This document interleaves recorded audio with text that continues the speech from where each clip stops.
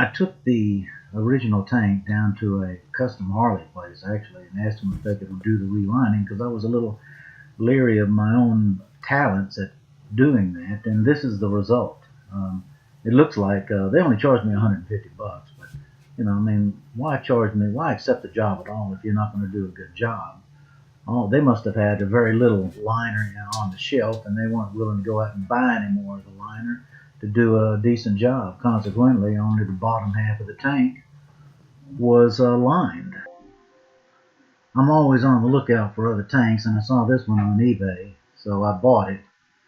And it looks great on the exterior. A nice flame pattern, and the colors would go well with my basically vivid black bike. The next to the right side of the engine, the tank is the showcase. Here's what the tank looked like on the inside after I shook out all the loose debris, the dry debris. It was pretty scary, and but I'm just starting the cleaning process here. It looked like a little hole there, but turned out not to be the case. Needs a lot of cleaning. Now this is after I first washed it out with the garden hose, just a hand sprayer, and that's where the fuel cock screws in to the underside of the tank. That's the right side of the tank there. It's looking a little bit better after this washout, though it is still in some pretty bad shape. That's the side there. That's along the left side right there. And that's the well that holds the wiring for the fuel gauge and amp meter in the front of the tank there. Still a lot of work to be done. The next kind of, well, that's the vent valve right there that runs to the fuel intake well. Again, that's another look at where the petcock is. The quick power washing got it even cleaner still, but still not good enough to put the coating in, not near enough. Still a lot of rust in the cracks and corners and in the joints where the welds are and around the tubing. But the bottom back corners on both the right and left side are starting to look pretty good now. There's still some crud that's built up in there. The tank came with this old rusty piece of fuel sending unit, and I cut off and broke off all the sending unit flotation devices and electronics. I left the electrical plug in here because that's sealed gasoline tight, and I didn't mess with that, but I cleaned all the excess rust off of it, and I'll use it to seal up this hole here with a gasket that I have. Or alternatively, maybe to give me some ability to see inside a little bit, I made this out of some plexiglass.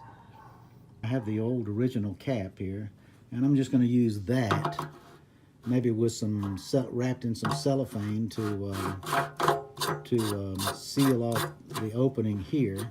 Following another YouTube recommendation to boil some water, put some detergent in it. I use Dawn dishwashing liquid because it's damn good. It's what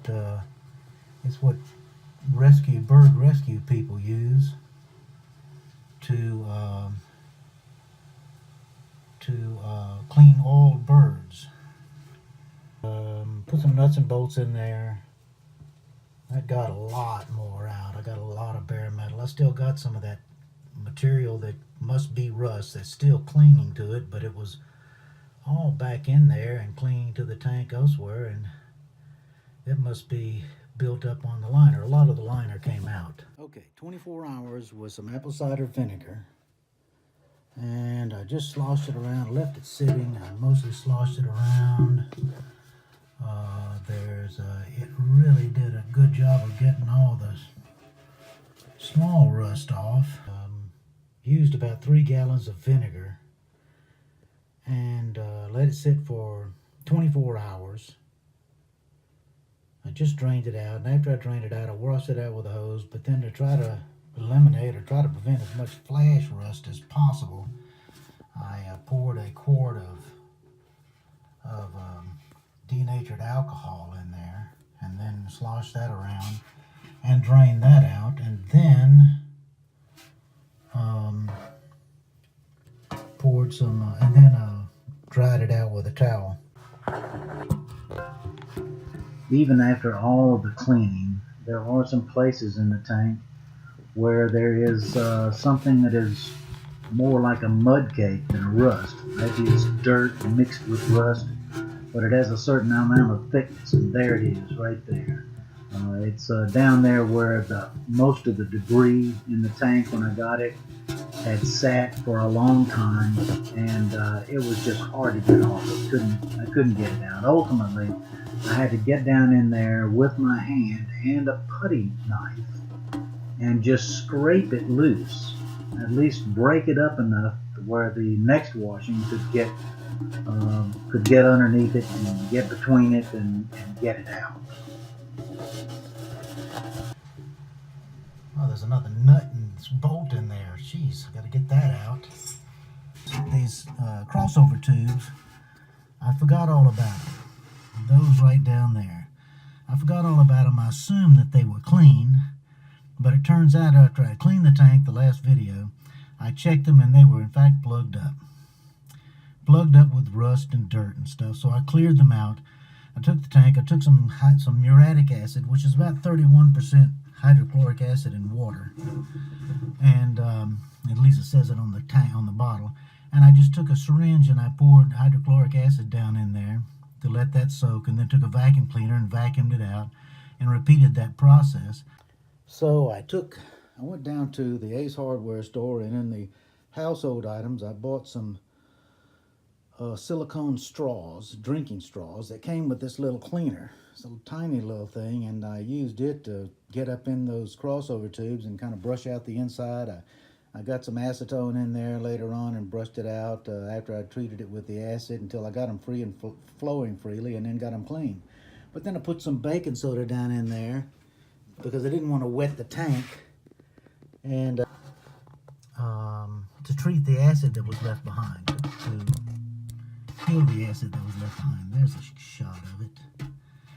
And when I come back from work the next day, the next afternoon, the baking powder was just in there dry, but the entire tank was coated with a red dust of rust. Just a dusting. So I just went back into it with a diluted hydrochloric acid, 1 cup of muriatic acid, and then 1 cup of water, to diluting it down to about 15%. And this is the result. I got it all out, and this is probably as clean as it's ever been. That tube right there that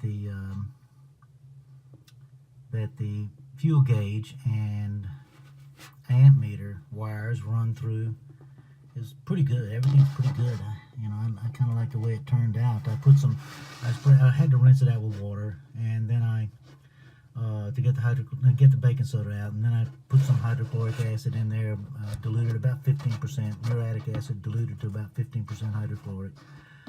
That took all the rust coating off, and then I ran back in with some alcohol and acetone to dry it, and used denatured alcohol, used acetone, and a little bit of a mixture of the two, and to try to prevent some of the flash rust. I don't think the darned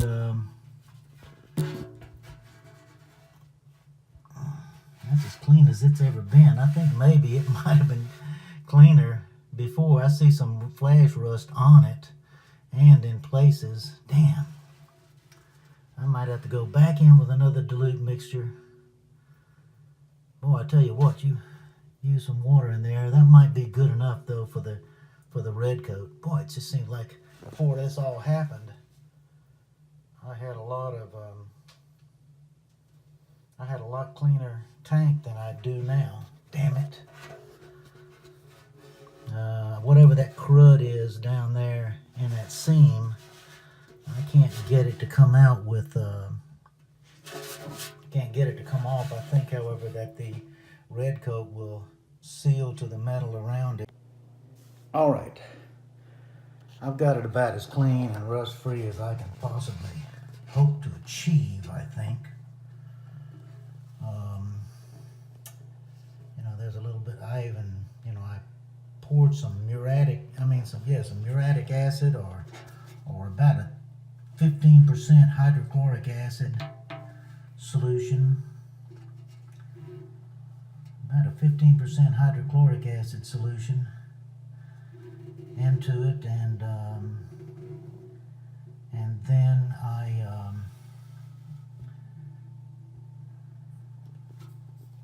poured on behind. I washed that out with water and poured right behind that a quart of denatured alcohol, and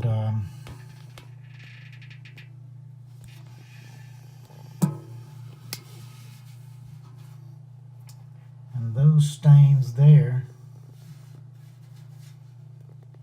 you know, those that might be, I mean, when I rub my finger across that, it doesn't come off, at least not very much, and I don't see as how anybody can get it any cleaner than that. After I drained the denatured alcohol, I put 2 quarts of acetone in there, sloshed that around, and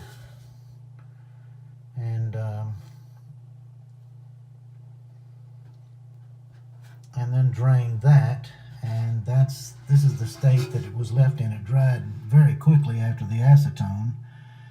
I did discover I had a small amount of old liner still back there in the back of it, and I'm not going to try to get it any cleaner or any rust freer than this. They put that red coat in my old tank, and my old tank was covered with rust, and all they did was rinse it out with some acetone and poured that in there, and it stuck pretty good. So that's as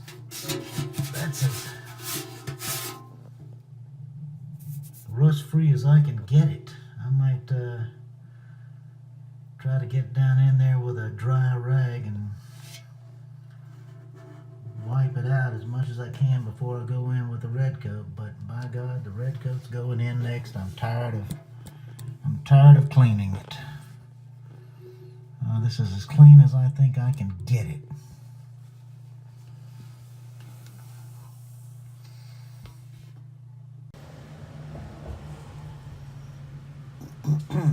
It's not quite dry, so I'm reluctant to touch it too much. There are a couple of spots here that where it kind of got stringy, but because it started setting up,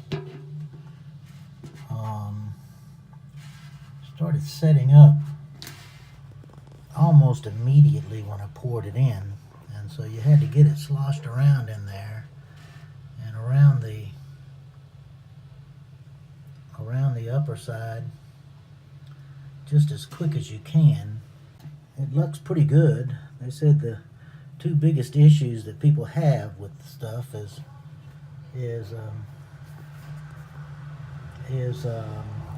putting it in too soon while the tank's still got moisture in it, but I let it sit overnight.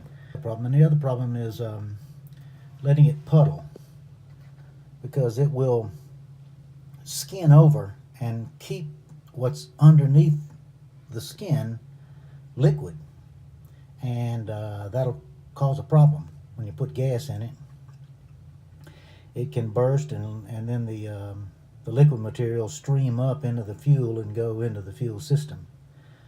So you got to make sure that you get every bit of it out that will drain out, and you got to do that pretty damn quick, because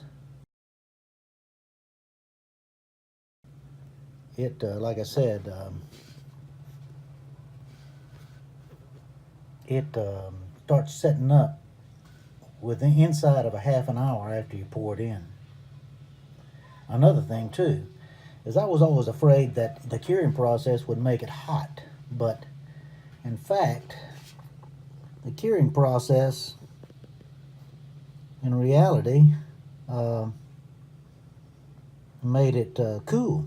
The tank actually produced condensation on the outside of the tank, and because it got so cold. At any rate, we'll let it harden up and see how well it stuck. Well, I got the tank all nice and lined, and man, the lining looks good, but after I poured the liner in there, I put it down on this workbench here to let it drain, and I moved away from it for just a moment, and the damn thing slid off of the workbench, and it hit up here, but it also hit down there and put that dent right there in it. I cannot believe it after all the painstaking care that I did. Of course, I had tape on it, so it really didn't damage the paint. Well, that contraption didn't work worth a damn. I mean, it might work on some cases, but if either most of the time, the glue just didn't stick hard enough to pull that big dent out. It looks dirty now, but it's really, but the paint is really not scratched up. It's just got some of that residual glue left on it. So I wound up doing this. I took a claw hammer, and that's got a rubber handle on it, a rubber end there, and I wrapped the claw part around real good with some tape. And I took my little mini sledge and wrapped it up with some tape around the metal part to it. I put it in there against it, and I could see where to place it, and I was able to push rather, or tap most of it out. I can't get up real close to this wall here with the hammer, but I could get up in there and pull most of it out. A lot of this stuff will be back behind the triple tree, so it won't be very evident. I'm at a point of diminishing returns, I think. There's still some creases there, but it's for the most part out. Like I say, I can't get in close to this edge right here with my hammer, but everything else, it looks like it's doing okay. It's most of it's out. The only part that's still in there is right in there close to that wall, like I said, but that I can't get to. But not bad. I think I'm gonna probably count my blessings. Another big rust spot on these bikes is this fuel gauge well here. Holds the fuel gauge and maybe an amp gauge if you do something aftermarket.